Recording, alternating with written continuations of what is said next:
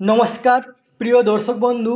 রাজ্যের বাল্যবিবাহ রুখতে স্বনির্ভর গোষ্ঠীর মহিলাদের ময়দানে নামাচ্ছে প্রশাসন। আসুন আমরা দেখে নেব যে এই নিয়ে পত্রিকাতে কী লিখেছে। তার আগে আপনারা অবশ্যই আমার চ্যানেলটি সাবস্ক্রাইব করবেন এবং সবার আগে ভিডিও নোটিফিকেশান পাওয়ার জন্য সামনের যে বেল আইকন আছে সেখানে প্রেস করে নোটিফিকেশান অল করে রাখবেন এবং ভিডিওর সাথে লাইক কমেন্ট শেয়ার করবেন। তাহলে দেখুন এই নিয়ে কী বলেছি। স্বনির্ভর গোষ্ঠীর মেয়েরাই এবার বাল্যবিবাহ রুখবেন। শিশু শ্রমিকদের সন্ধান পেলে দ্রুত তা প্রশাসনের নজরে আনবেন। জেলা জুড়ে বিভিন্ন প্রান্তে থাকা হাজার হাজার স্বনির্ভর গোষ্ঠীর সদস্যকে এই কাজে যুক্ত করতে চাইছে প্রশাসন। তার জন্য শুক্রবার ব্লক ভিত্তিক প্রশিক্ষণ শুরু হলো। আসানসোল রামকৃষ্ণ মিশনের আইটিআই কনফারেন্স হলে প্রশিক্ষণ হয়। এদিন বারাবণী ও সালানপুর ব্লকের স্বনির্ভর গোষ্ঠীর মেয়েদের এ ব্যাপারে বোঝানো হয়। জেলা প্রশাসনের পাশাপাশি উপস্থিত ছিলেন জেলা আইনি পরিষেবা কর্তৃপক্ষের আধিকারিকরা।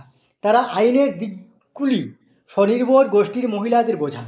শুধু বাল্যবিবাহ নয়, শিশু নাবালক নির্যাতন রোধেও তারা যাতে অগ্রণী ভূমিকা নেন সেই বিষয়ে তাদের বিস্তারিত জানানো হয়।